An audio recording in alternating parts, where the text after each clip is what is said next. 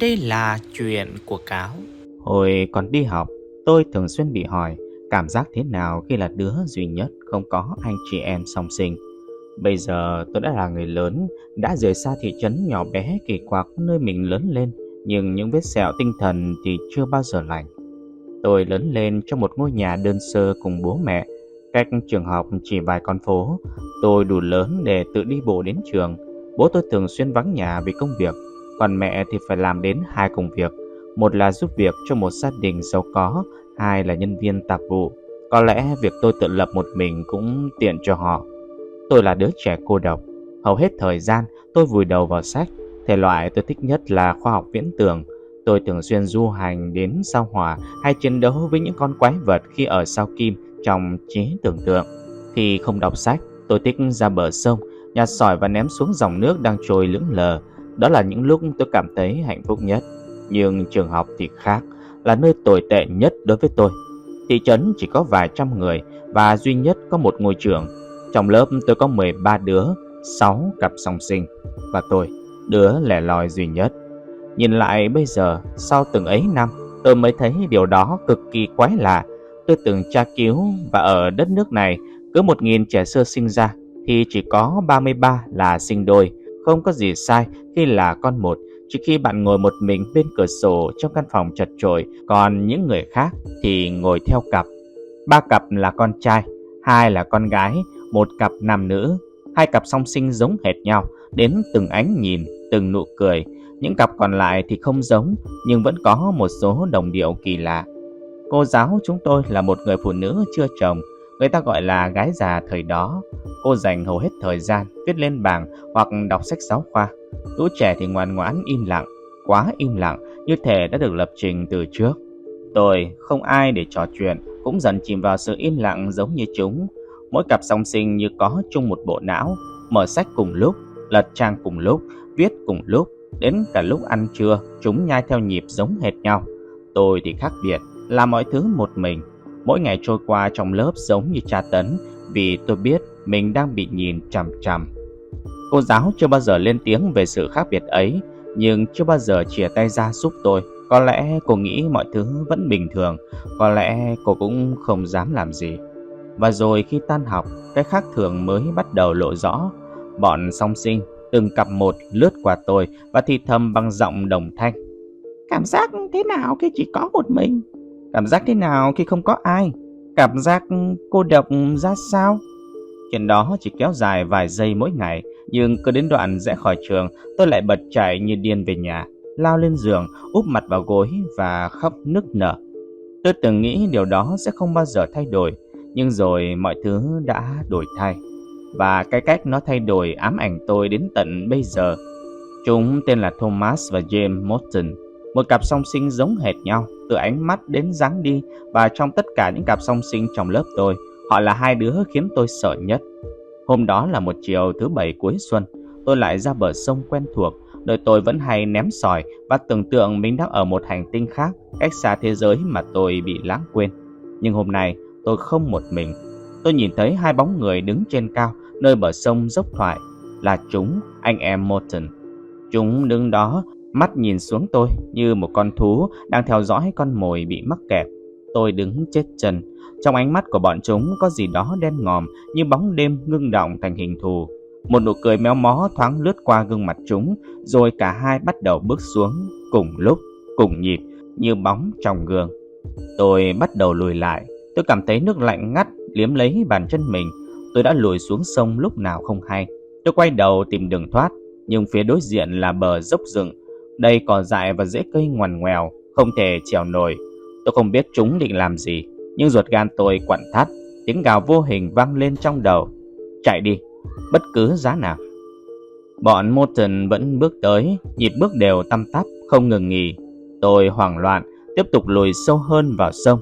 Nước đã lên tới đùi. Tôi thấy đoạn nước chảy xiết ngay phía trước. Chỉ vài bước nữa thôi, tôi sẽ bị cuốn đi. Chúng cũng nhận ra điều đó. Chúng bước xuống nước, chắn giữa tôi và đoạn nông, như những cái bóng đứng gác lối thoát. Rồi cả hai đồng thanh, lạnh lẽo như tiếng gió xuyên qua rặng cây: "Cảm giác thế nào khi chỉ có một mình, một mình, một mình?"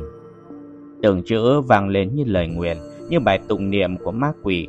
Chúng tiến gần, tôi tiếp tục lùi.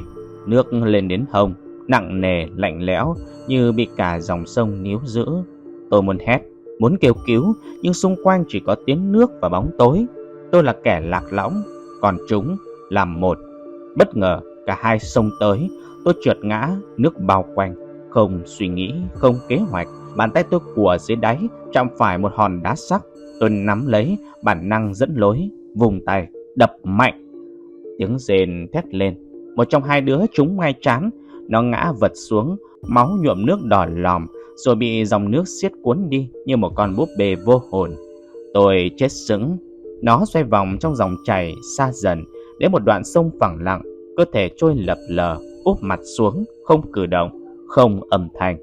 Tôi quay lại.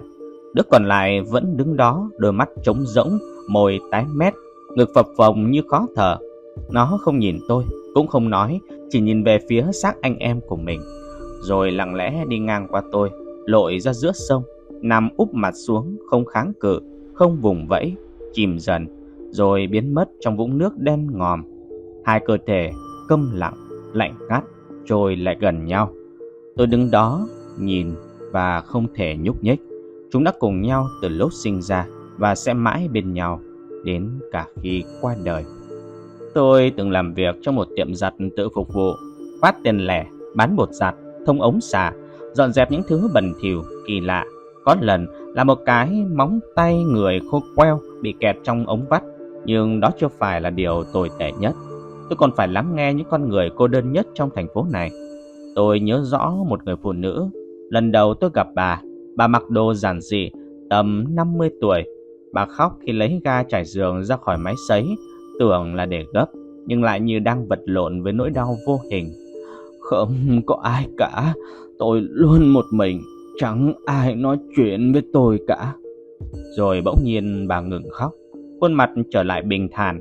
Bà gấp chiếc ga, cho vào túi, lặng lẽ rời đi. Tôi ngồi một mình ở góc phòng, là người duy nhất còn lại. Có lẽ bà đã nói với tôi, nhưng tôi không biết phải đáp lại gì. Sau đó tôi hối hận. Tôi hứa lần sau sẽ nói điều gì đó ấm áp hơn, nhưng chưa từng có lần sau. Ở thành phố này, cô đơn là một lớp vỏ bọc vô hình bám lấy tất cả. Dù chúng ta có vẻ như đang hối hả, đầy tham vọng, đầy năng lượng, nhưng nếu đứng yên và quan sát, bạn sẽ thấy có những kẻ trôi dạt giữa dòng người, chẳng thuộc về đâu. Tôi biết rõ cảm giác đó. Tôi đã rời thị trấn kỳ lạ kia để tìm một khởi đầu mới, nhưng rồi tôi vẫn chỉ là tôi, một bóng người cô độc. Tôi sợ rằng nỗi cô đơn này sẽ không bao giờ thay đổi. Tối một hôm đó, tiệm giặt chỉ còn mình tôi. Sắp đến giờ đóng cửa, tôi đang quét dọn. Cánh cửa vang tiếng mở. Tôi ngẩng đầu định chào người khách rằng đã quá trễ để giặt đồ, xin quay lại vào sáng ngày mai. Nhưng tôi đứng sững, là một cậu bé, gương mặt quen thuộc. Tôi chưa từng thấy lại cậu ấy từ ngày đó, từ dòng sông năm đó. Không thể nào, không thể có chuyện này. Tôi cảm thấy có người đứng sau. Chậm rãi quay lại, tôi biết trước điều mình sắp thấy. Một cậu bé khác, y hệt, đứng đó lạnh lùng, im lặng. Cặp song sinh. Tôi cố hét, cố chối bỏ, nhưng miệng tôi cứng đơ như bị dán kín. Chúng từ từ tiến đến, dồn tôi vào sát một cái máy giặt lớn. Nụ cười méo mó bắt đầu hiện ra trên gương mặt của cả hai, và từ miệng chúng, nước trào ra, nâu đen, đặc quánh, mùi sinh sữa bốc lên. Trên vũng nước đọng dưới chân tôi có những con giòi đang bò lúc nhúc. Tôi nhìn lên, rồi bu kín khóe mắt chúng, da thịt phồng rộp, tím tái, trương lên như vừa vớt từ dưới sông. Chúng vươn tay. Đùa hại! Tôi choàng tỉnh. Chủ tiệm giặt đang đứng trên đầu tôi, giận dữ.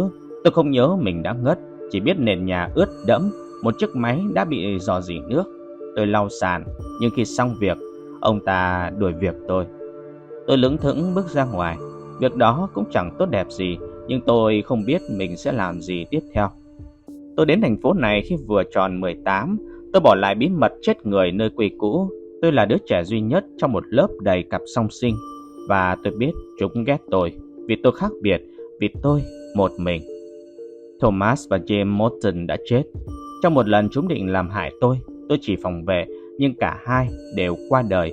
Một bị đá đập đầu, một quyết định tự dìm mình xuống sông. Tôi giữ bí mật đó, không ai nhìn thấy tôi, không ai chất vấn. Cảnh sát cuối cùng tìm thấy xác của chúng sau 4 ngày. Không ai nhớ đến chúng, ngoại trừ cô giáo. Tôi bỏ trốn khỏi tất cả, nhưng bóng ma quá khứ không rời tôi. Sau khi bị đuổi khỏi tiệm giặt, tôi không quay về căn hộ tồi tàn mà mình thuê nữa. Tôi bước đến bệnh viện, cầu xin họ nhận tôi trở lại.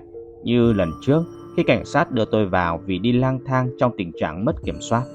Họ từ chối, không còn giường, không còn chỗ, không còn ai quan tâm. Vậy là tôi lang thang vô định trên những con phố lạ. Trời sắp mưa, gió thổi qua các khung cửa kính.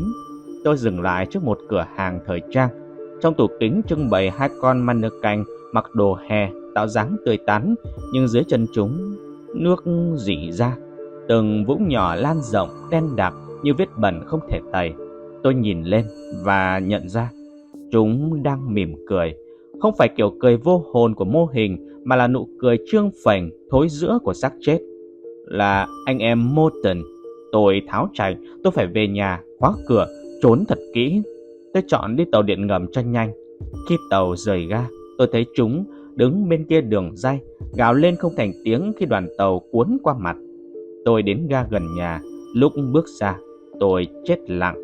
Chúng đứng ngay trên vỉa hè. Tôi chạy đến cửa căn hộ, khóa cửa, thở hổn hển. Rồi tôi nghe tiếng bước chân trên cầu thang. Tôi mở hé cửa, chúng ở đó, không nói gì. Tôi phải lách người qua để vào nhà. Tay tôi lướt qua da thịt lạnh ngắt, nhấp nháp, mùi nước sông, mùi xác trôi, ám cả vào da tôi. Giờ tôi đang ngồi đây, trong bóng tối, cửa khóa, rèm kéo, không biết đã là ngày thứ mấy hay đêm thứ mấy. Mùi nước sông và xác người phân hủy len lỏi qua khe cửa, ám vào không khí, ám vào tôi. Và tôi hiểu, tôi không cô đơn. Tôi sẽ không bao giờ cô đơn nữa, vì chúng ở đây, vẫn bên tôi, và sẽ mãi mãi ở bên tôi.